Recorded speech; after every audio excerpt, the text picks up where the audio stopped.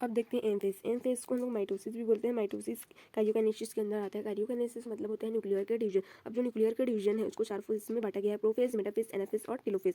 अब जो प्रोफेज है, प्रोफेज में क्या होता है, जो सेल है, सेल के अंदर जितने भी क्रोमोसोम्स है वो जो रैंडमली अरेंजमेंट होते हैं। तो जो क्रोमोसोम है वो रैंडमली अरेंजमेंट है। अब यहाँ पर से ये जो पॉइंट है, ये जो पॉइंट है इसको बोलते हैं सेंट्रियोल्स। अब सेंट्रियोल्स में जो फाइबर टाइप है इसको बोलते हैं स्टर फाइबर। दोनों सेंट्रियोल्स में स्टर फाइबर प्रेजेंट होते हैं। अब जो सेंट्रियोल्स है वहीं से स्पिंडल फाइबर का फॉर्मेशन होता है। अब जो स्पिंडल फाइबर है वो कंटिन्यूस भी होता है, डिसकंटिन्यूस भी होता है। जो स्पिंडल फाइबर इस सेंट्रियोल से इस सेंट्रियोल बिना डिस्कनेक्ट हुए जाता है उसको बोलते हैं कंटिन्यूस स्पिंडल फाइबर। और जो इस जो क्रोमोसोम से अटैच्ड है उसको बोलते हैं डिसकंटिन्यूस स्पिंडल फाइबर।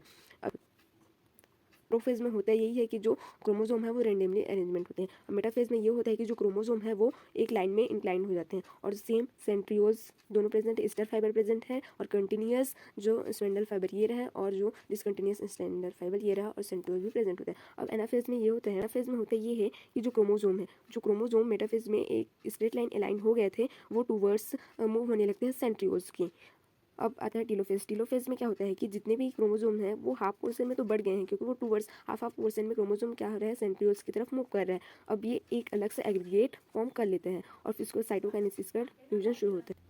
अब देखते हैं जो प्रोफेज। प्रोफेज में nuclear membrane, Golgi bodies, endoplasmic reticulum ये सब क्या होते हैं, disappear. Chromosomes contain centrioles moves towards the poles.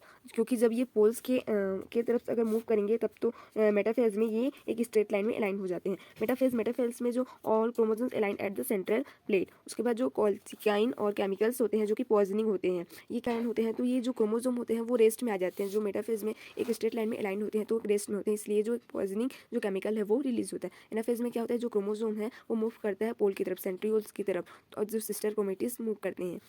अब जो टीलोफेज है, टीलोफेज में क्या होता है, न्यूक्लियर मेम्ब्रेन रीअपेयर्स हो जाते हैं। न्यूक्लियर का जो मेम्ब्रेन हो अगेन रीअपेयर्स हो जाता है। गोल्गी बॉडी, एंडोप्लाज्मिक रेटिकुलम ये सब भी रीअपेयर्स हो जाते हैं।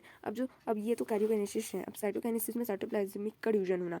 अब साइटोप्लाज्मिक का डिवीजन जैसे कि हम लोग एनएफएस में पढ़े थे न्यूक्लियर का डिवीजन, तो न्यूक्लियर का डिवीजन हो गया। अब जो सेल है वो जो साइटोप्लाज्म है अब यहाँ पर से डिवीजन होगा तो ये साइटोकाइनेसिस है। तो न्यूक्लियर का डिवीजन होने के बाद साइटोकाइनेसिस का।